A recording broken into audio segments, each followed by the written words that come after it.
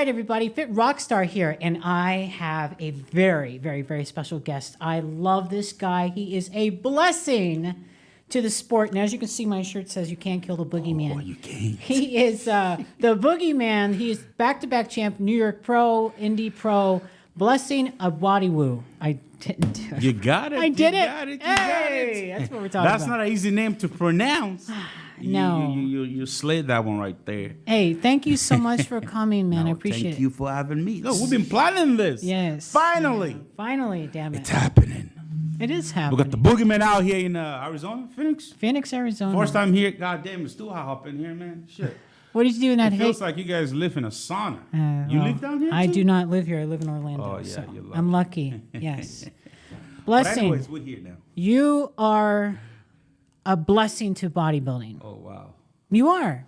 Oh, wow. Listen, I want to know about you. I want to know, where did you come from? I mean, you know, where are you from? We hear an accent, Ireland, but where were you born? That's a funny thing because every time I speak to people, I be having conversation like then they're trying to figure out, you know, where I'm from. Like, what's with the accent? It's like, you know, a bit of African here. It's Irish, American. What the fuck's with this guy? Right. You know, so I was born in Nigeria. You know, at the age of 9, moved to Ireland, smuggled to Ireland. Smuggled to Ireland. And yeah, that's where I grew up, and that's where I found bodybuilding and fitness, and that's where it all started for the Boogeyman. What was it like growing up as a Boogeyman? Growing up, well, the Boogeyman sort of came along, so Blessing sort of transformed into the Boogeyman. What was Blessing like as a kid? What was Blessing like as a I kid? want to know, were you as much energy like this? Did you have the big muscles like you do now? Or how does this happen? I mean, so if I had to dive deep into I it, want you to dive deep. I gotta go all the way back. So, well, I came from a very, very poor family, you know, and my father was a farmer, you know. I did not grow up in, we weren't living in the city. We were living like, you know, like a little village, you know. We had nothing, you know, and it was rough, you know. At age of 9, you know, my mother and my father decided to, like, you know, give her to a stranger, you know, and somehow we were able to make a way to Europe for a better education, you know. And of course, become somebody in life, and maybe we can come back one day and help them out. So that's when my parent decided to give my brother and myself to a stranger, you know, with a fake name, fake passport. Somehow they got us to Dublin, Ireland. They left us at the immigration. They were like, go survive. I was 9. There was no English, no nothing, you know. It's like, so it was hard, you know. But you know, of course, the Irish people were the government. They were nice enough to, like, you know, keep us in the country and, you know, find, because we had a brother that was living in Ireland back then, you know, we didn't know where it was, so they was able to locate him, and they was able to give us to him, so he became a guardian, you know. So I grew up with him, and yeah, man, that's how it all started. And growing up in Ireland, and back then, you know, we were like living in a little small town, the west coast of Ireland. We were like the only black family there, you know. So, of course, it was rough, you know. As nice as Irish people are, you know, they're, you know, a couple of bad kids everywhere, you know. They were trying to make fun of you, and I was skinny as hell. Like, you look at me, I was like all bone, you know. So I used to go to school. They used to make fun of me, like, skinny African kid, this and that. But back then, you know, I couldn't even connect with all that. So, because I was just so excited to have this newfound opportunity, you know, to chase something, to have a dream, to have education, you know, because back where I came from, there was no shoes, there was no electricity, you know, we didn't even have a fridge, a refrigerator, no light, you know. So to be able to be in that environment of, like, it was like paradise. So it doesn't matter what people may throw at us in school. It doesn't matter what what the kids may call me at school. It won't face me, because I was just so excited, so happy, you know, to be, you know, in that environment, and, you know, living in Ireland. And so we were able to go through so many things just due to my outlook on life, and, you know, just always in a state of gratitude, you know. And yeah, you know, the bullying one the bullying one. So want that light, you know. So and that's what drove me to the weight room, you know, because when How old were you? I was 14 when I started working out, you know, because you go to school, people want to fight you every day, they're pushing you around. I actually remember one time the little town that we were living, that we were forced settled in, we actually had to move to a different town because the trouble was too much. Like my brother got kicked out of school like so many times. But me, I was just like, I'm always like cool, you know, I was quiet. It doesn't matter, nothing faced me. I just never say anything back. I would just do my stuff, you know. So we had to move her at that time, moved to a different town, and you know, we're able to make real good friends and settle in. And age of 14, I started lifting weight, you know, so I can, you know, defend myself. Do you have any idols that you looked up to in the magazines or anything? I mean, growing up in Ireland, you know, it's like, you know, fitness doesn't exist, especially the town that we were living in. You know, I would say like literally I was the first ever bodybuilder, because I remember when I would go into the gym and you know, my first year or two in the gym, like I made like really quick gains, you know, because of course a skinny kid, like I'll eat all day long, I can never get fat, but if I eat the right food and train hard, I start to gain lean muscle tissue. So those came extremely quick, you know, and I was just training. I just fell in love with it. I didn't know what bodybuilding was. I didn't know nothing. I was just doing it because I love it. It makes me feel good, you know. And of course, I felt strong, Sure. you know. But I was always a big fan of the WWE. I would stay all night long. I would watch that. That's the only thing, the closest thing I know Who's your favorite to wrestler? bodybuilding. Eddie Guerrero. Oh, okay. Yeah, he's You great. know, He's a right? good shit talker. Yeah, Yeah, there you go. okay. You see where the Boogeyman came from, okay, huh? all right. You see where I got it all? Latino heat. I get it. Latino It's heat. the I Boogeyman like the heat. I steal. That's right. I like it. Yeah, and of course, you know, I love The Rock too. You know, Sure. The Rock is one of my favorite. But Eddie, you know, Eddie's just is just that one guy He's that's got great. everything. It's funny. He's strong. This guy is just pure comedy, pure entertainment. You love this guy, and I love him. You know, so those are the guys that I sort of look up to. The Rock, you know, the wrestler, Eddie Guerrero, you know, those guys. And actually, always thought one day I think I'm gonna be a wrestler. You know, way before I discovered what bodybuilding was. You know, so throughout that years, actually, you know, I was still going to school. You know, and like I said, you know, coming from Africa, from nothing, and then, you know, my parents was able to give myself to a stranger to Ireland, and the goal is to go out there, be great, and don't ever forget us. You know, so everything I've always tried, I've always wanted to be the best. You know, when I was in school, I'm not like the smartest kid, but yo, if I want to do something, I'll do it. I'll get it. I'll find a way to get it done. Honestly, I want to become a doctor. So I love science, and when during the exams, I studied so hard that I was able to get the scores, the point that was necessary for me to go do science in college. I actually got an offer from one of the biggest colleges in Ireland for me to go study general science, Wow. University of Limerick, and but I couldn't go because then I was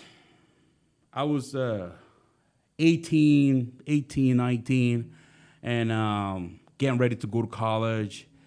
Then I didn't have the Irish citizenship, you know, and now, bear in mind, I was living with my brother because he's a guardian, you know, and he just got 4 kids of his own, and 19, he was already telling me, look, listen, you gotta go find your own way out, you know, and then here comes, you know, I wanted to go to college, and then I didn't have the Irish citizenship because if you have the citizenship, you can get free education in Ireland. You get tons of help, so you don't have to really pay much, you know. But because I didn't have the citizenship back then, you know, I was on some sort of a visa, so I couldn't get the government help. So going to college that wasn't gonna work, you know. And the day I found out that I wouldn't be able to go to college, literally I shut down, broke my heart. I was crying. I thought it was over for me. Because, you know, the goal is okay, guys, go to Ireland, go be something, Right. you know, go become a doctor. And growing up in an African home, you know, you have to become a doctor. You have to become something, or your parent will disown you. You know, that's the way it is. You know, so that was the mindset. Like, oh, then I couldn't go to college, and I was shut down, and then I have to move out of my brother's house. I've got to find my own way, and what I do now. You know, I was literally, I spent a whole week crying, you know. And bear in mind, I was training, you know, and stuff like that. I actually had to stop training because I had to study for all my exams, you know, so I could do it, and I did. And so I just started doing personal training, and one of my friends, because I was always in shape. I was, again, you know, how'd you call it? Ectomorph? Ectomorph. Yes. I was skinny, you know, but I was lean. You know, you can see all my fibers, you know, because I've been training for now maybe 3-4 years. So I was like really lean and shredded.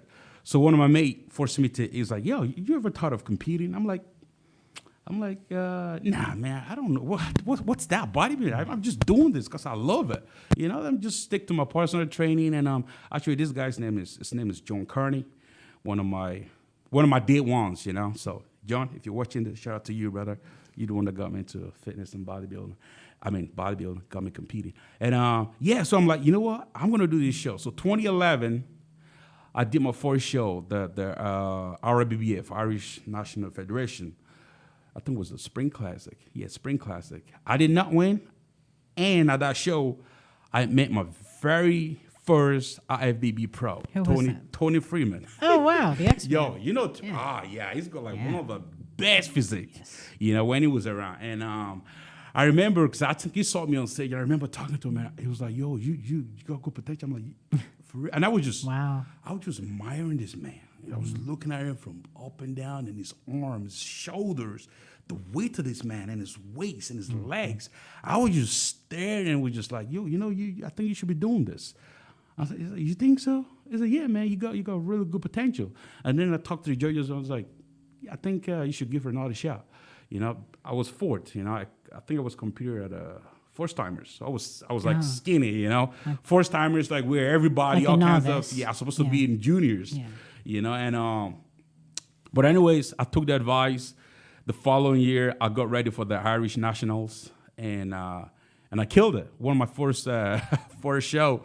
As a junior, not a shocker. Yeah, 2013, I got another win, and then I started to represent Ireland all over Europe. You know, so yeah, man. So that's the. I love it. But so then, when did you decide? You know what? I'm going to take this and become a pro. So in 2013, I won my first international show, the Horno Classic Junior, and then 2 years later. When I won that show, right, I promised myself that prior to that, right, I've done 2 international shows, European Championship and another show where, I know, the 2013 Horno Classic Juniors. I won the 2014 one. So 2014, you know, I was like, yo, this is going to be my last time I'm going to step on stage because, look, listen, I got my family at home depending on me. I cannot be out here wasting my time.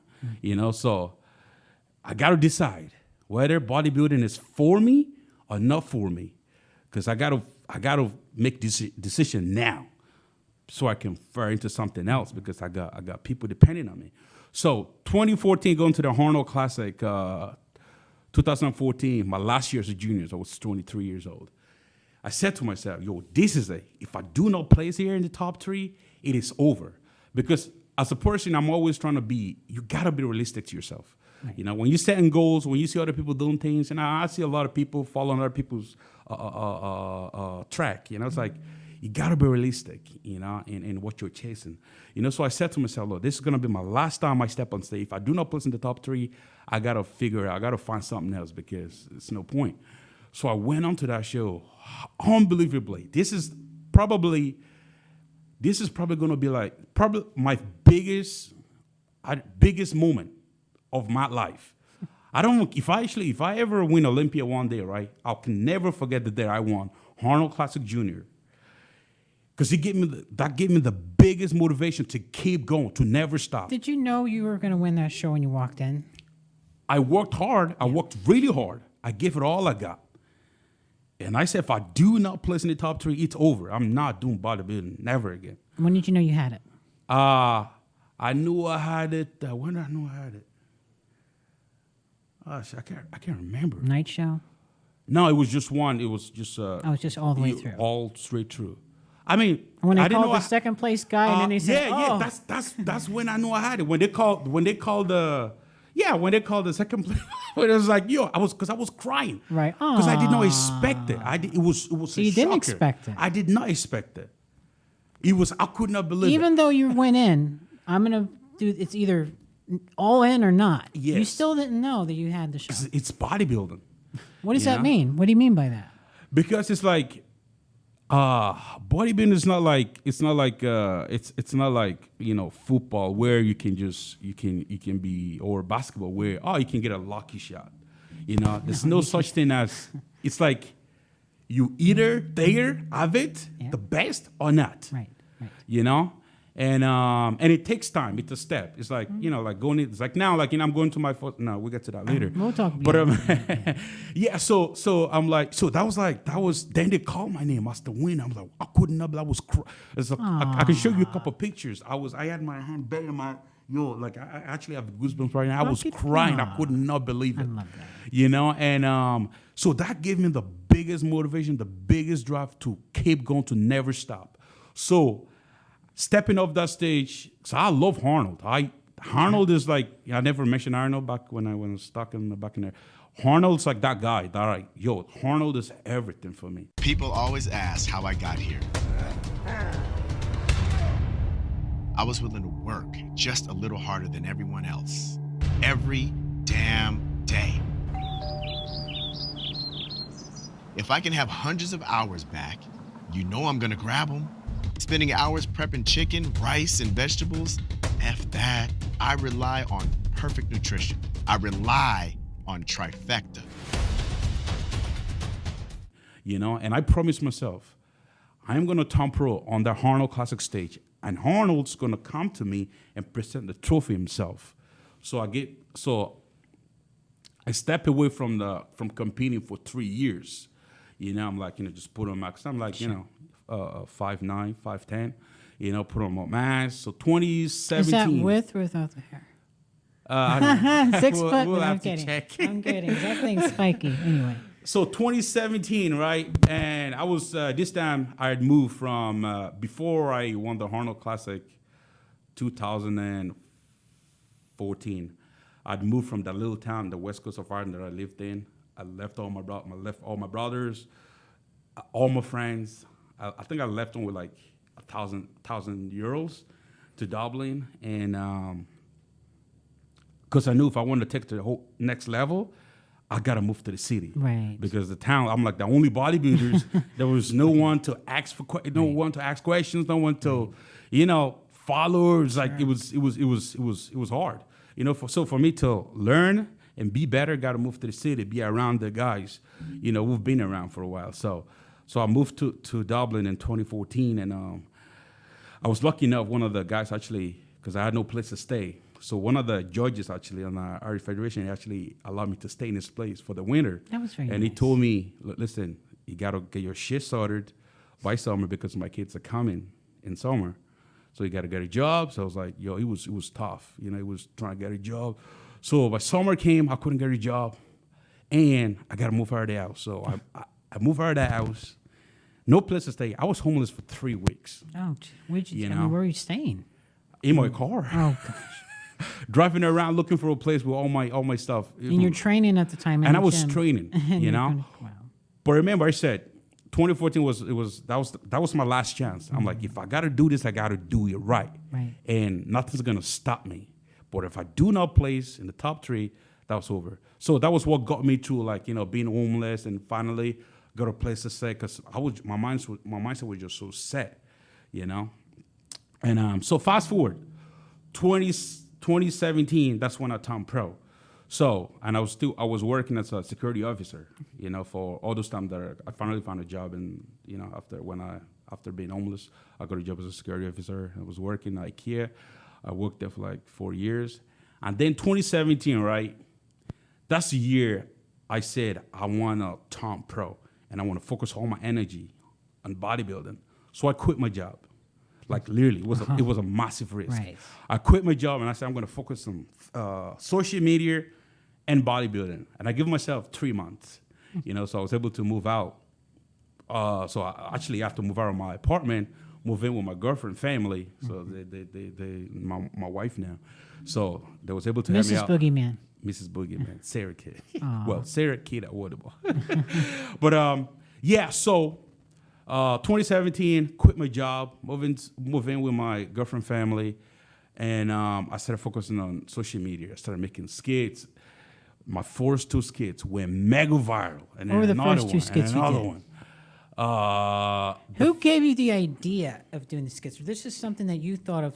Okay, this is how I'm gonna promote myself. So it's like, look, listen, I'm a really positive guy. You know, Yes. even when I'm in the gym, I'm like, when I'm working hard, I'm goofing around. You know, I'm like doing stupid shit. You know, like just doing shit. So one day I had this videographer. It kind of looks a little bit like me, and a very skinny dude. And I saw one time it was filming me, and then he had a little break, and then I saw him. It was doing this lap pull down, and this guy looked so funny, awkward. So I'm looking at him. I'm like, you know what? Let's do a skit. Let me give you a pre-workout. Sure. All of a sudden, you're gonna turn into the Boogeyman. I love it. Yeah. So that's where it all started. You know, I remember posting that video. A couple of hours later, it was getting shared everywhere. My social media was getting blown up everywhere. Facebook, Instagram, YouTube. And I'm like, people like this shit. Let's do another one. You are the funniest bodybuilder in the world. Yeah, you know, so that's how the skit started. Then I did a CCTV. That was mega viral. That was featured on Fox News. I had my first ever live interviews on Fox News. That was weird. That was so weird. What was weird about it?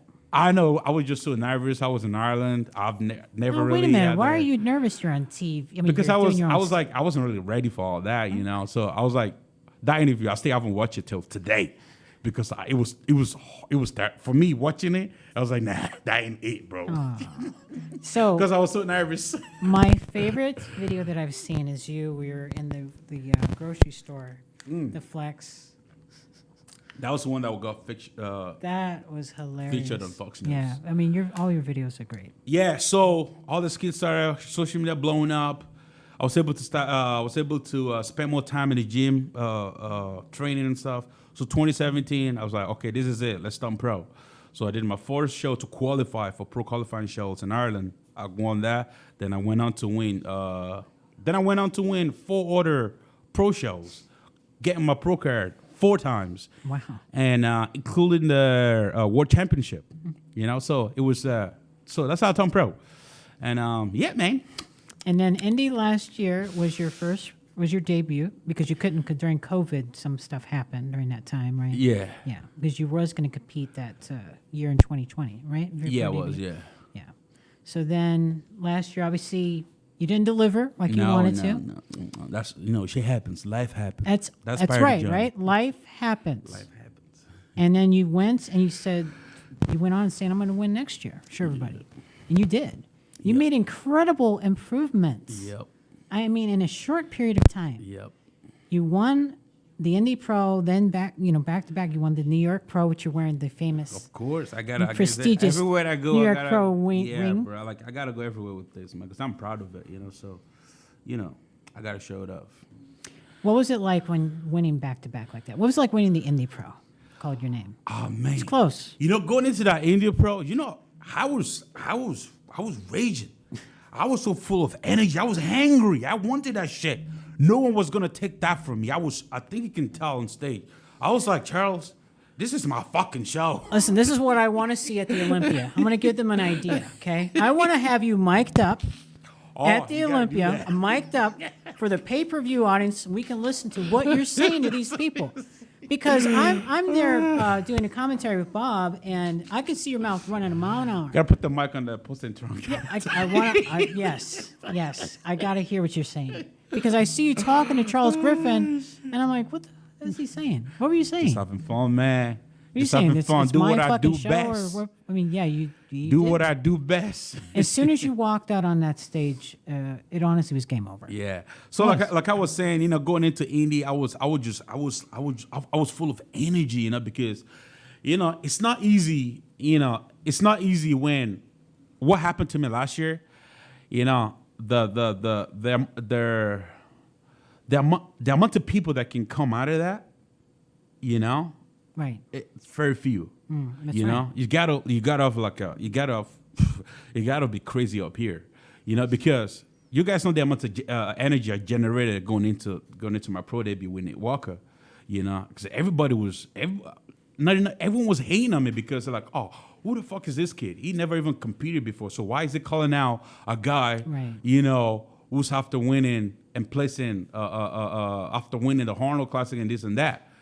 So I was getting a lot of disrespect. And people were thinking I'm just like, you know, like I'm just an Instagram dude who just make Right, videos sure. and all that, you know. And so that's what I was getting. I was getting a lot of hate, and I was getting a lot of support as well, you know. So, but when I did step on stage and looked at what I did, it was rough. Everyone was on my ass, you know, and I was taking it all in, you know. I wasn't shy away from it, you know, and it is what it is, you know. And even before, this is what happens in sport, you know. When you talk like that, it's a risk. You're taking a risk, you know. That's what McGregor did, you know. It's like, you know, imagine, you know, McGregor generating all that energy and then getting knocked out in the first round. Right. How are you gonna get back from that? Right. You gotta be crazy up here. You gotta understand the game. You gotta know what you're doing, you know. So all that negativity, I was just taking it all in positively, you know. I was storing all that energy. So I went to work, you know. I was grinding. And then when I was ready, I knew I was ready, and people weren't ready for me, you know. So going onto that stage, all that energy, all that rage, every post, every shot, I can feel it right now in my bones. I can feel it too, because I felt the heat, and we'll go into that in a second. But I also want to remind people, and I'm just going to bring it up because you've been putting it out there. 6 weeks prior, if I'm right, 6 weeks prior, Yeah. you almost didn't have a place. Almost went back to Ireland. It was And- very close. I was and- almost going homeless for the second time in my career, but you saw it Second good. But I mean, look, all that's difficult on an athlete. I mean, you got your prep coming up, and you still stuck your guns. I mean, thank God, you know, Redcon. I love that company. They're a great company, and Me too. You know, again, I don't know the whole logistics of what happened, but I'm happy you're back with them. A lot of people are curious to know, though, they don't understand why you went back. To me, I feel like it's a loyalty thing, maybe, or just look. Aaron's a great guy. Obviously, he brought you in for a reason because he sees the good in you, like we all do. But anyway, there's people just talking, saying, "I just don't get it." It's not their business really to get. It's yours and Redcon's business. Yes. So, I mean, I fucking love Redcon, man. I don't care what anyone says, what anyone think of me in there. You know, I love that company, and throughout my career, you know, I've only been with 2 companies. You know, not a lot of athletes can say that. You know, and the reason why I left the first company I was with, they were a European brand, and I was with them for like 4 or 5 years. And 2017, when I came out, when everything started to blow up for me, and I came out with the Boogeyman name, you know, so we decided to collaborate, you know, and come out with a pre-workout called the Boogeyman. So we came out with a pre-workout, the Boogeyman, with my picture and my name on the goddamn bottle, my face on it. You know, I did 4 weeks tour all over Europe. Every country, you name it, I've been there. I did it for free just to promote my pre-workout. yeah. I did not sleep. I was going from store to store. I was going from hotel to hotel. 4 weeks, nonstop. Because, you know, like, you know, when it's my very first time having like it's like a little baby, you know, I'm like, yo, right. so I'll do whatever it takes, you know, Sure. to so I did all that, you know. There was a lot of promises, and I was a lot of, I picked out a car, a brand new car. I said, yo, that's going to be my baby in 2 weeks. Right. Because we were doing great. It was selling everywhere. It was all over the vitamin shop in Ireland and all over Europe. And so there was we launched it before anything was signed, because there was a bit, you know, with contracts, you know. Sure. You got to fix this, you got to fix that. No, yeah, we fixed it. And then while they're still working on the product. So we launched the product. And then the last contract I got back, you know, my lawyer read it and was like, something smells fishy here. And she went to do research. I was like, oh, did you have the trademark for the Boogeyman? I was like, nah. It goes, yeah, the company's got the trademark to them. So reading the contract literally gave me zero right Wow. to my product. And they were trying to bully me to sign that contract because they were my main income. Right. So I'm like, you know what? I ain't gonna sign shit. So that's why I left. You know, I left that company, and then it was a it was a tough time, you know, because that was like, you know. So that's the same year that I run into Reckon One at the Olympia. And literally, I didn't really know too much about the brand because, you know, we live in Ireland and, you know, so I ran into her and I told him I'm a big fan of the brand. I was just, you know, I'm just trying to network. Sure. Whoever. I'm just, I'm a fan, this and that thing. I'm just trying to, you know what I'm saying? I'm trying to. Doing your thing. You Right. know, do my thing, you know. And then 3 weeks later, back in Ireland, Heron reached out to me, you know, and they were very interested in you. And they brought me out to South Florida to meet the team. And I said, wow, this is great. And I wasn't supposed to move to U.S., you know, and I was looking around Boca Raton, South Florida. I'm like, yo, this place is paradise. Right. He's like, you like it? I'm like, yeah, I love it. He said, do you want to move? I said, oh yeah, let's do it. Wow. So I went back home, you know, and that for me, that's, people will never understand because they've never been to where I've been. You know, if you know where I came from, you know, and get an opportunity to chase the American dream, you know, and of course it wasn't given. And trust me, it's all business. At the end of the day, you know what I mean? It's our business, you know, and I saw opportunity, you know what I mean? That's the way it is. But at the end of the day, you gotta be grateful, you know. So I will never forget that, you know what I mean? Even the fact that I worked my ass off and it wasn't handed over to me, I earned it, you know. So coming from where I came from, a kid from the jungle, you know, who used to walk miles with a bucket of water on his head, you know, with no refrigerator in the house, there's no electricity, you know. You were in the jungle, 5, 6 years old, all day long, trying to find something to eat, you know. So getting the opportunity to, people will never understand it. And that's why people talk, a lot of people, I see the guy, what's that guy's name? Nick Trigilio. Oh, Nick Trigilio. This guy, you know what this guy did? He literally blocked me off his YouTube. Oh. So people can't, when I comment, people can't see my comment. Because every time I come, people are like, oh shit, you know what I mean? Right. You know, because he knows what he's talking, he doesn't know what the Right. heck he's talking about. So people can never understand my mindset, you know? So that for me, it's forever for me, you know? So, and the start with Reckon One, you know, and, you know, shit happens, you know. Of course it Aaron happens. did, Right. you know, Aaron Yeah. had to go away for some time and, you know, he left and, you know, the power fell into the wrong person's course, hands, right. misuse, Right, miscommunication, and I'm not stupid, you know what I mean? Sure. You know, like a company that's going like this, all of a sudden it starts to go like this. Sure. You know, there's some, you know, so you I gotta mean, be, you can tell it's not Yeah. Aaron. You can tell it's not, you know, somebody else. I that don't really doesn't- know too much the details, but you know, if you got a brain, you can kind of Sure. put things together. And you know, there's a lot of miscommunications, and a lot of people want to aware what's going on, and that's sort of, I was having a feeling as well. You know, like, okay, what's going on here? You know what I'm saying? And when that happens, I'm like, all right, okay. You know, I was just because me and Aaron, we from the day, and Aaron told me like he literally told me, he's like, I don't ever want you to leave Reckon One. I want you to stay the rest of your Oh, I career in believe Reckon it, One. sure. You Yeah. know what I mean? And I told him, I said, look, listen, I'm gonna win you that Olympia. Just give me time. And he was like, he gave me time. Look, listen, during the pandemic, I had a place to train. I had a whole gym to myself. You know what I mean? What other company can do that? I had a whole Reckon One gym to myself. I was training like nothing happened.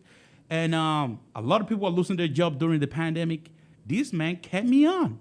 You know what I mean? So it's like little things like that, you know, They a lot go of a people long will way. never understand, you Right. know? And once that's why a lot of people are miserable, you know, because they tend to see the things that they don't have. They never appreciate the little things that they do have. For me, I'm always in the emotions of the gratitude, which helps me a lot to deal with a lot of things and helps me to progress and move on in life, you know? There's something you said, and I wanted to ask you about it. You're not self-made. No. Explain that for our viewers, because to me that went along like you appreciate the people around you. You have to, you Yeah. know? Well, some people feel, as you know, in our sport, some of them feel like it's all them, but it's No, it's not. Yeah. And if you have that mindset, trust me, you're gonna run into a wall and you won't have nowhere to turn to, you know. And so. This is I wanted to bring this into this because so this is something I'm hoping that you will have at the Olympia. is that the People's Champ? This is the People's Champ Award, or the belt, and this is heavy duty. Shit. And I would love. I mean, for me, honestly, you see this belt right here, right now, you know. This right here, because trust me, man, I'm all about the people. You Yes, know, you I are. love the Yes. true fans of bodybuilding, and without them, you know, this sport is nothing. You know, and that's why I do what I do. You know, people talk shit about me all day long. That he's cocky, he talk too much shit, or he's making clown videos. I'm all about the people. You know, I love seeing people happy. I love making people smile. You know, and in this sport of bodybuilding, I feel like we can do so much more for the fans. What can we do for the fans? What would you like to see? You know what I feel it's missing? The entertainment part. It's missing. You know, and What would you do? I mean, from your perspective, what do you think? Like, what would you like to see? More villains, I've more been doing heroes, this shit. more I've been doing shit this. talking. So more of the shit I've talking. been doing this. Well, what would you like to see from other athletes? See, but there's not a lot. Nick, you and Nick can talk, which you guys have. You may talk a little bit of shit, but you guys have a good friendship too.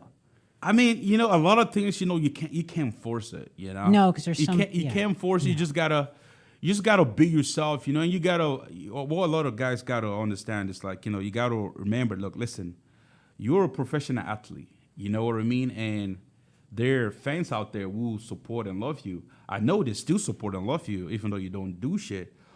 But I feel a lot of bodybuilders are very selfish. You know, they put themselves first. They don't think about. Even I do be seeing a lot of bodybuilders be arguing with people commenting about Yes, yeah. critiquing their physique. Why would you be arguing with somebody? That's why we do what we do. When you post a picture of yourself, front double biceps on Instagram, nobody forced you to do it. Nobody made you do it. And you understand what Instagram is. Instagram is full of all kinds of people. You know, there are people down there who are just fucking miserable. They just not happy. And guess what they're gonna do when they see your picture looking happy? They're gonna fucking try and put you down. But if you're gonna reply back to them, reply back with some positivity. Maybe you can change their life. But if you're gonna fit into that negativity, that really shows, you know, the type of person you are.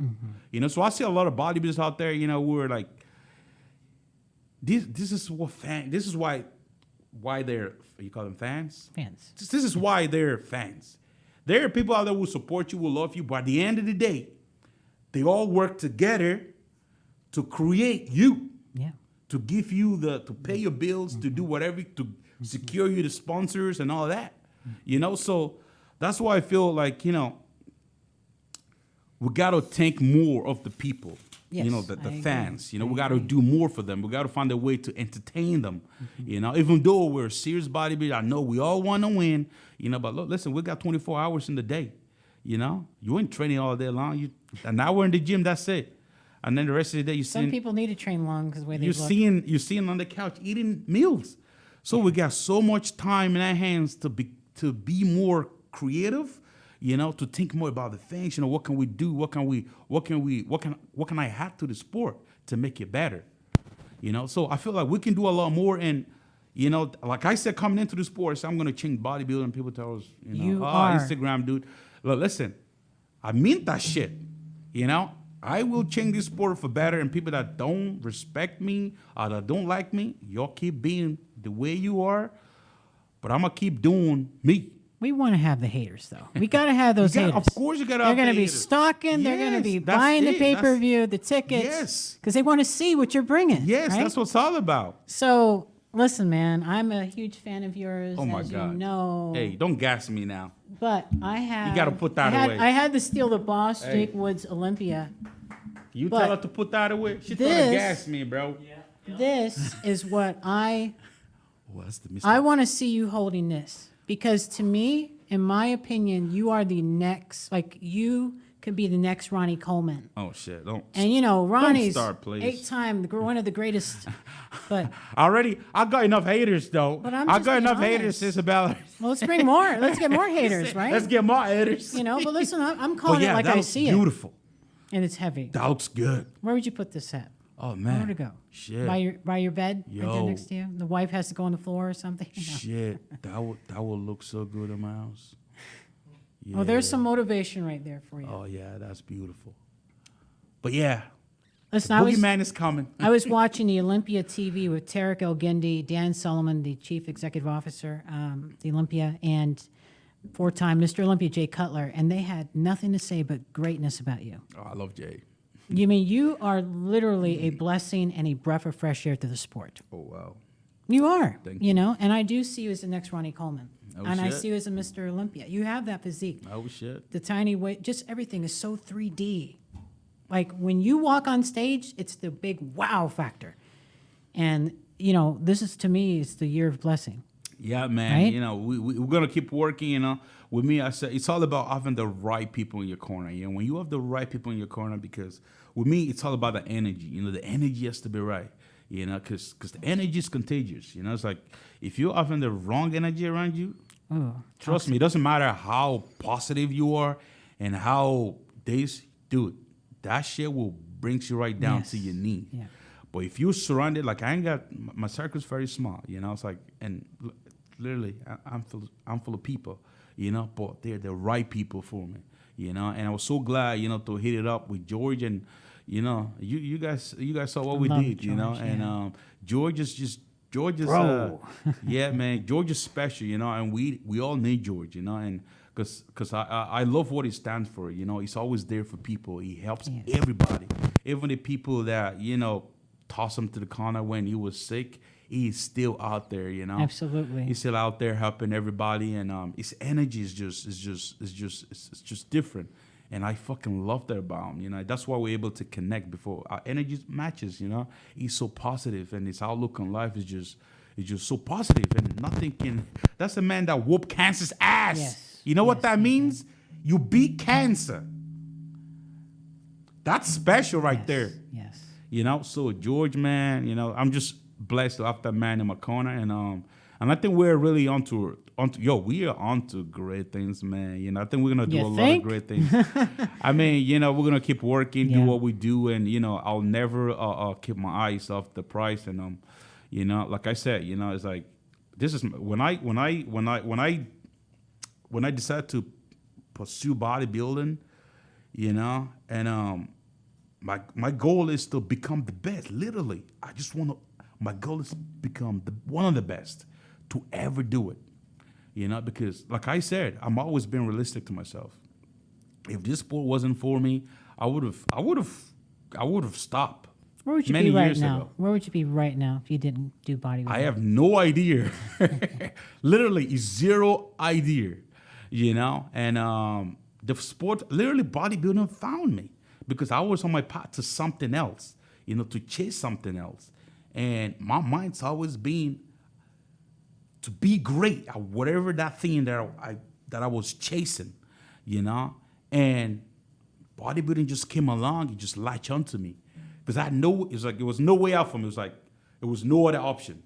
It's this or be fucking nothing, Right. you know. So that's it is for me. You know, it's funny when people are like, oh, it doesn't take bodybuilding serious, and because people only see, you know, the goofy stuff that I post on Instagram, you know, the jokes, and they think that's all there is to me, Sure.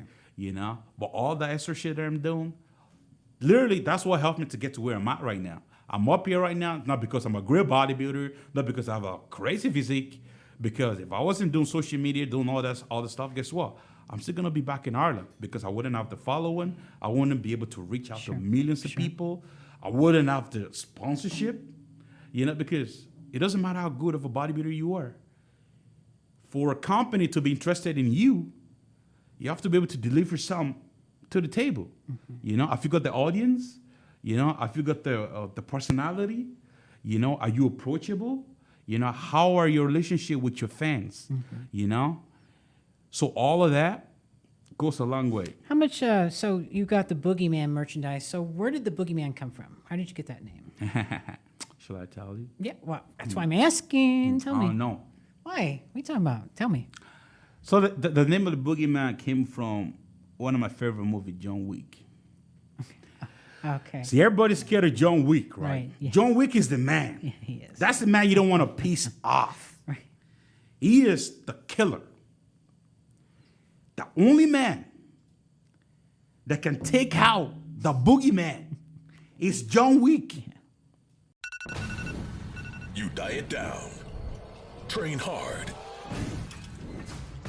and supplement smart for months. When the time comes to step on stage, don't leave your tan to chance. Go with the pros. Pro 10.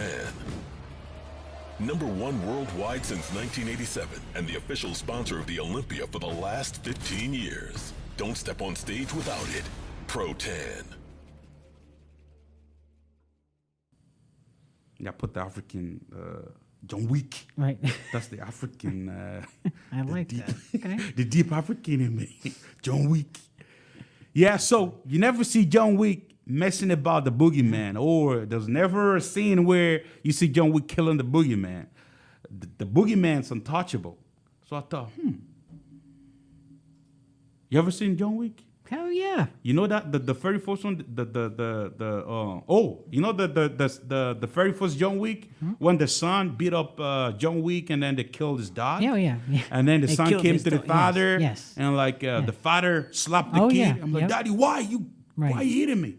It goes, it's not because what you did, but it's because who you did it to. Right, who you did it to, right. And he said, what I did it to? So I said, Baba Yaga. He said, yeah, that's the Baba Yaga. John Wick. Oh, no. No. Oh, I asked him, is it Baba Yaga? The boogeyman said, nah, it's not the boogeyman. That's the man they sent to kill the boogeyman. That's my favorite thing. You know? I love that. But yeah, that's the way boogeyman came from. And I think I've been talking too much. But yeah. No, you have not been talking too much. No, I love talking to you. I can talk to you forever. So now, focused on the Olympia, you gonna make any other appearances? Any shows we're gonna see you at? Are we gonna see you at the Orlando UBU, like to make an appearance of Redcon, or? I'm I curious. don't know. I probably won't be doing any other show.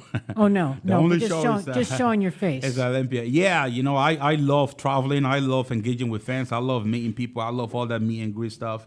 Actually, right after here, I'm off to Texas, the FitCon. So I look forward to That'll meeting. be good. Yeah, That'll I be look good. forward to meeting everybody. So, and Recon ones are always, there's always sending me everywhere. So, All right, I'm sure you're so going to be seeing me everywhere. going to the Olympia, Yeah. who you're not worried about anybody going in, right? Like, The boogeyman ain't worry about nobody. You don't Because worry about guess what? You can't kill the boogeyman. how do you keep such a positive mindset like you do? How do you do that? That's got to be difficult, though. Sometimes. I mean, look, you got to. The world is crazy, and the only way to survive this shit is by being positive, and the only way you're gonna touch somebody's life is by being positive, and when literally, you can see me, might be walking, I just smiling at random people, just saying hi to random people, like even at the gym, because you never know. What's the best compliment you ever got? What's the best compliment I've ever got? Or a compliment that you can never forget? Something that really just meant a lot to you. Maybe something from an idol of yours, somebody you idolize, or I should remember. I remember something when I was really young. I think I was. Let me see. I was. How old was I? I think it was about maybe 20, 21, 22, and I was walking home from school, right? And I saw this old man, right? Like literally, it's sort of live like by the roadside. So I'm walking by, and then you can see his garden, you can see his front door and stuff, and I saw this man, right? He stepped out of his doorstep.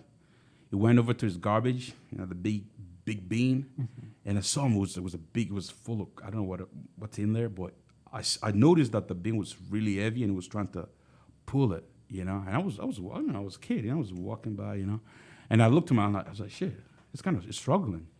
So I ran over to him, I ran over to him, and in Ireland, it's like back then, there's so many black people, so a lot of people don't know what to make of black people, and but Irish people, they're like they kept to themselves. They will never. It's like here, like if people want to call you fucking name here, people don't care. Sure. But in Ireland, like at least they kind of reserve, like they sort of like watching. If they want to, they might give you like a look, but they will never say anything. So I saw this man. I ran over. There was looking at me like this. I said, "Shit, you need help with the garbage?" I said, "Yeah." So I grabbed it off him and I wheeled the damn thing to the road so the pickup truck can pick it up. And then he followed me. And then when I left on the side of the road, and he was just staring at me. I'm like, what are you looking at? Is that what you said, Like no? it was shocked, and it was like, God bless you, son. And that hit me. I'm like, yo, I really felt that energy. And I'm like, yo, God bless me. Yeah. And it's like, when shit like that happens, you like, I can never forget. Sure. So that was one of the moments for me, No. Now, out of all the bodybuilders you've met, who is somebody you looked up to? Have you met, like, somebody like a role model for you? You mean like the current guys? Like a current guy or someone from the past? Ah, of course. AKA Mr. Getting It Done. Do that again?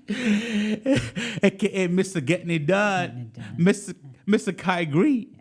Yeah, Kai Green's one of those guys, man. I actually remember I watched Kai Green guest post in Ireland in actually my first ever, when I won my first competition in Ireland. Kai was there guest posting. Yeah, so I got to meet him. I took a picture with him. Like, the Were you nervous when you met him? I was just so excited. I just couldn't believe the size of this man, So since then, I've always been following him and stuff. So what does he say about you in the Olympia? I want to know. Was he like I'm sure he's one of the first people to message you when you won the New York Pro and the Indy Pro and all that stuff. But what does he think about your chances at the Olympia? I'm curious. I mean, I remember when I was going into my pro debut, Kai was always there, like true posting, everything was always there. And, Kai talks, man. Kai talks a lot. Sure So Kai say a lot of great things and this and that, but that's Kai, And, yeah, man, he does think very highly of me. So. Yeah, of course. Now, what do you and George have in store for us at the Olympia? Can you give us a secret to what you plan on bringing besides Secret. We're just going to... bigger booming package? There's no really secret. We're just gonna keep doing what we've been doing, and Olympia is gonna be scary. A lot of people are gonna be shocked. And a lot of people I love when people doubt me. Like, and there's a lot that even now you have people who doubt you. Oh yeah, and I can't believe it's crazy. that. Yeah, it's crazy. But right? I love it. I love it too. It's fire for you. And a lot of things. It's like a lot of time with me, it's like, I really do have some real haters out there, that.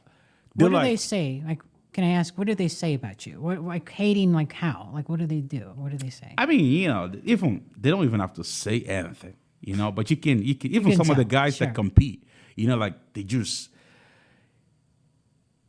don't want to believe that that the Boogeyman won New York Pro. They don't want to believe it. Oh, so wait a minute now. You got it. You don't have to say names.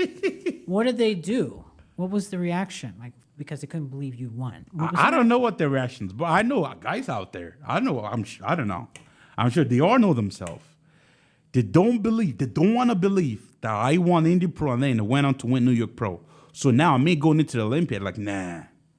It ain't gonna be top 10. Nah. They're scared. They're intimidated. So for them to feel good, This is yours. for them to feel good, they have to sort of deny all my achievements. Of course. Yeah, of course. But they can't escape it. No. It's coming. I'm coming for them. My prediction. I know some people say top 5. I say top 3 or Mr. Olympia. You're crazy. I am crazy, but you know what? Wait a minute. Anything is possible. Everything that you've went through, what you've done this year so far, you came in and you spanked their asses. Hell yeah. Whoop everybody. You bring a lot to the table. Nobody has that perfect physique. Like you, again, that tiny waist. You don't have a distended belly. You're very balanced. Hey, careful now. You might acquire some haters after this.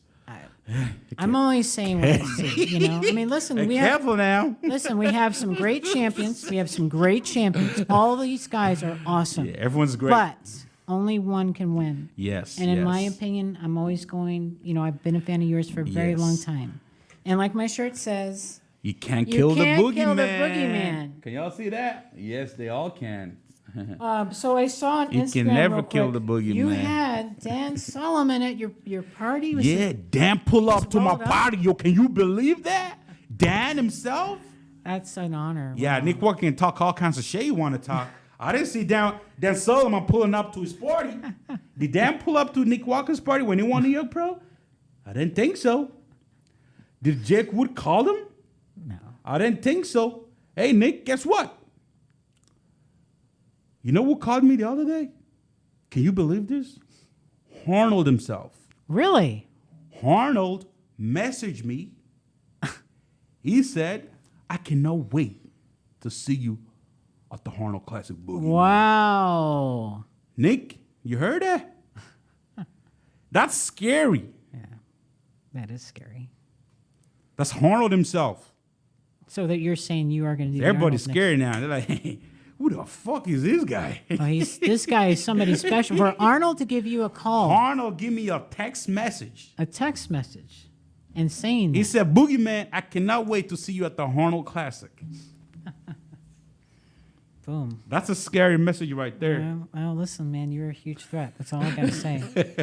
And now, I want to see you and Derek Lunsford. If Derek is going into the open like everybody's saying, I want to see you guys talking some talk. Because Derek can talk, and he's got a great physique, too. You know, I like Derek. You know, I really I do. love Derek. Yeah, Yes. Did he message me one time? Oh, yeah. I think, he messaged me and it's like, he said some great things like congrats and stuff.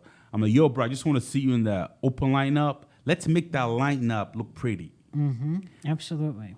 You know, we got to make that lineup look pretty. What do you think of the men's open bodybuilding now, as far as like the Olympia qualifiers, the quality as far as conditioning? qualities. What do you Oh, think? it's getting a lot better. It is. Yeah. And guess what? We kind of overlook the classic guys. We got to give all the classic bodybuilders the respect they deserve it because they make bodybuilding better.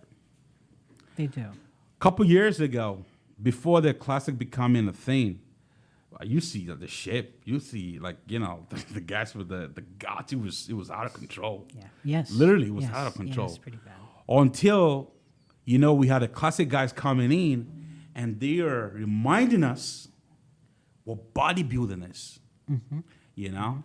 So I will always respect, you know, even before, like, I always knew, like, you know, before the classic, I'm like, look, I'm going into the open. You know, I will make bodybuilding look pretty again. Sure. Yeah. You know, but then the classic guy came in, you know, shout out to C-Bomb, you know. That's a guy you got to respect, man. This guy's carrying the sport very nice, very, the way he presents himself, the way he represent, you know, it makes the sport looks very attractive. You know, he makes the sport looks good. You know, he's a type of guy that a lot of younger generation can look at and be inspired by it, you know, because it makes it looks good. You know, it's not just about being a bodybuilder. You got to represent, you know. But when you got to understand, their younger generation looking up to us, you know. Let's just represent. Let's make this sport look pretty, you know. Social media is like, you got to be smart. You can't just post anything on social media. You gotta represent. You know, because we got people watching, we got kids watching, you know, and our goal is to, you know, inspire them to chase, you know, their goal and dreams, and whether it's fitness, whether it's something else, you know, when they see you, it's like, oh, you can actually be a bodybuilder and live a really good life. You know, you can be a bodybuilder and actually, you know, have nice things. You can be a bodybuilder to dress good, you know, not just like tank top all day long. You know, you can be a bodybuilder and be normal, because that's why bodybuilding is so small, because it's very hard to relate to us. Yes. When you look on Instagram, just a top bodybuilder, all you see is just a big fucking veins everywhere. Picture one, picture, it's like, for normal people, they can't relate to that. Right. That's not, okay, what are you getting out of it? You know, it's not bragging, that's what sport is. That's why, I mean, you know, we work hard. You know, so we got to show the kids, look, if you work hard, you can do this, you can do that, you can have this, you can have that. You know, if you look at UFC, look at McGregor, people hate him all they want. Yeah.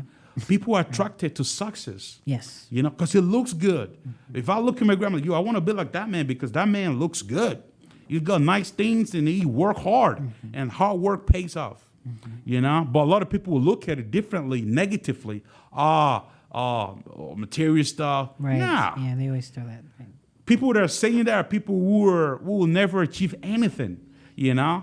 And because of jealousy, when they see stuff like that, they look at it at a negative side instead of be open-minded, you know, be inspired, you know, be motivated. So speaking of that, you talk about the materialistic things. You are riding some damn nice rides. I've seen all kinds of cars. All kinds. I mean, I like nice cars, but What's your favorite one you've been in? I wish I owned a Lambo, but I don't own a Lambo. I pull up to an expo one time and like, yo, bro, it's like, oh, I see you in a Go Rolls Royce. Shit, when did you got that? I'm like, shit, a Go Rolls Royce. Oh, damn, it's not mine, bro.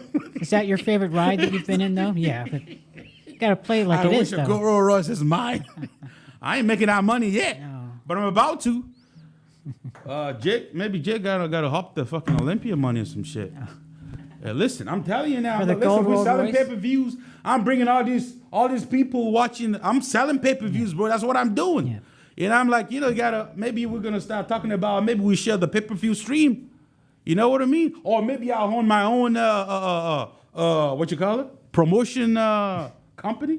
Boogeyman promotion. There you go, Boogeyman. Where I'll get all the bodybuilders to talk shit. I'll put a story together and I'll sell a story to Jake Wood and I'll sell it to the Mr. Olympia. Hey, I better not be copying my shit, bro. I see you getting all He's just excited writing over it there. down. That's I need to trademark that shit right now. Boogeyman production. I'm just gonna get all these guys to talk shit to each other. I'm gonna sell them a story. Oh, look, listen, you call this one a bitch and you call that one a cunt. You tell them Did you just he say ain't the gonna be C shit. word? Oh my God, you don't. A story is a story. A story is a People story. love a storyline. So what's a good storyline here? What can we do? What's a good storyline that you love? What you mean? Like, I mean, what kind of story? Say you, Nick. All right, would you say you That's guys? already a story. So we need The another story one. already been So let's rolling. build another one. Let's build another one. Let's get another What's one. another one? I don't know. Rami. Rami. You and Rami. I mean, Rami's too nice, bro.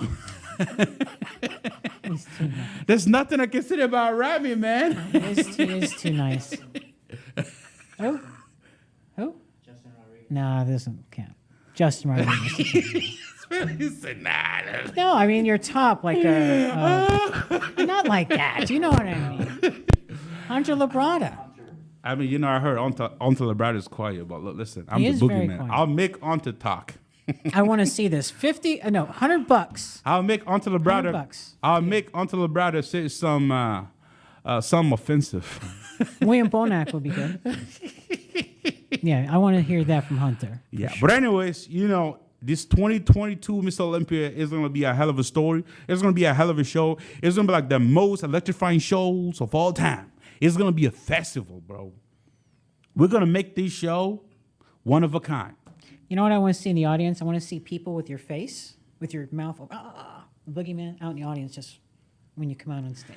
I got a crazy plan for this Olympia. I don't know if I'm going to be able to do it this year, but I'll do this. I've had this plan in my head since I turned pro in 2017. I'm like, yo, I want to do this. I want to be the first ever to ever do this. So you can't hold this for next year. It has to be this. Are you saying But that? the moment has to be right, though. It's more of like you can't have to like. The moment is right. It's in Vegas. You can't have to go in there to win. You gotta have to win. Well, you are going in there to win, right? Right?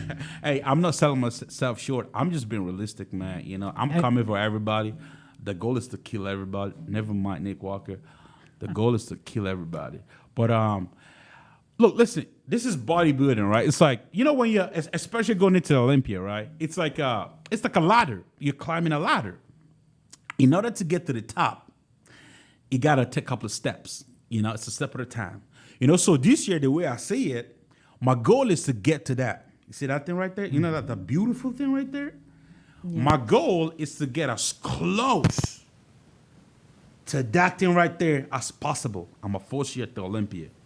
So it's a huge ladder for me. So with each step I'm taking heads. Boom. Heads, boom. Heads, boom. And then we're going to see how close I'll get to that. Or I might be able to grab it. I'm going to say it again. You never know. Top three, or the Olympia But title. hey, you got to be realistic. This is bodybuilding. This is not like soccer and shit. You cannot be lucky. It's just your hard work, dedication, and your genetics. That's it. Absolutely. I love what you're doing. I love what you bring to the sport. Again, you are truly a blessing. I did wanted to ask you about the people who was your favorite person you did videos with, that you work with? As in like Your training, content, no, just whatever, funny, whatever. The content.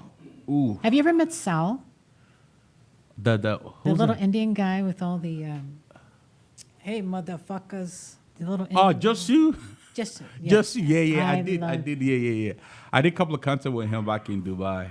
Shit, I've met a lot of people. I met a lot of through contents and networking, and I've done a lot of work with a lot of great people. I just can't think right now from the top of my head which is my favorite. worries. Well, you have You know, yeah, but you've I, done. but I just look. I enjoy creating content. I enjoy see people smile.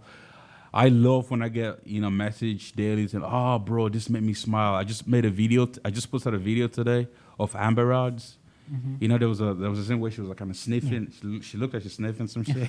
so there was a scene where she was reaching out to grab the tissue. I'm like, let me hand her some creatine. Oh, God.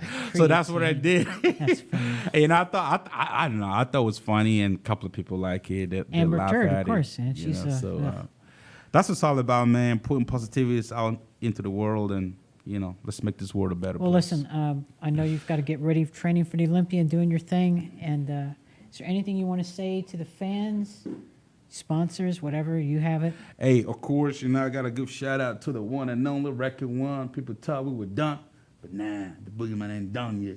We're just getting started. Shout out to Record One, and of course, shout out to the people. To be honest, my main goal this year's Olympia is this right here. I just want to be the people's champ. And you are I want this right here. So if y'all 40, y'all better vote for the Boogeyman, because everything I do, I'm doing it for y'all, man. I'm trying to make this show a great show for you guys, entertain you guys, make it a family show. Yeah, I don't know if you make it a family show, but you make it very entertaining. I know that. Yeah. One thing I wanted to ask you real quick before I let you go. It's not a size game, is it? Weight. Like everybody talks about the weights. Oh, I'm like 320, 350. It's not. Is Nah, it is it? not. What is it about? It is not. Man, it's about being healthy. I am so grateful to have George, and after working with George, and he just opened my mind to a lot of things, and a lot of shit goes wrong in bodybuilding, and a lot of people get caught up with oh, I gotta weight this in the off season, I gotta weight that, especially and that's like now a lot of open bodybuilders do where they talk about that. Oh, I'm 320 pounds, I'm 350 pounds. You know what we're doing? We're sending a wrong message to the younger generation, because a lot of these kids will do whatever it takes to get that number up, and that's not bodybuilding. What's the point of weighing 320 when you're gonna cut down to 260 or 255? So all that's unnecessary. And all the shit you got to do to gain all that weight. So me and George, our goal is to preach the good news to the people that you can be a great bodybuilder while being healthy. And in the process of like I said to myself, look, listen, my last off season I was about 300 pounds. And I remember what life was for me, what my life was like being 300 pounds. I couldn't sleep, I had to sleep with the CPAP machine. There was a lot of problems, a lot of problems with my knees. It's just not healthy, So, man, you will never hear me being around 300 pounds because it was unnecessary, So the goal is to, staying healthy, and show the younger generation that, look, you can be a great bodybuilder while looking after your health and being healthy, So we got to get our mindset away from, being heavy because it's not healthy, So. I wanted to bring that up because I know you're a big advocate on health. Hell yeah. And again, that's why you look the way you do. But I got to say, man, and I'm going to say it for everybody, you guys, I want to see this guy winning the People's Champion. That's my goal right now. This year's Olympia. That's my goal. Definitely, because this guy, you are amazing. You are truly a really great person inside and out. No, thank and you. your story from where you come from, thank you for sharing it with us here. Thank you. This is why I adore you. I respect you. I'm a huge fan because not only are you a phenomenal athlete, but you literally, everything you have, just coming from the rock bottom to now, says a lot about you. So, Thank you. thank you for being on the Fit Rockstar show. I love this show. You gotta have me back on. Awesome. Maybe after win. Oh no. After you win Maybe the after the Olympia. Oh, yeah. All right, well, until next time, Fit Rockstar signing off. Hell yeah.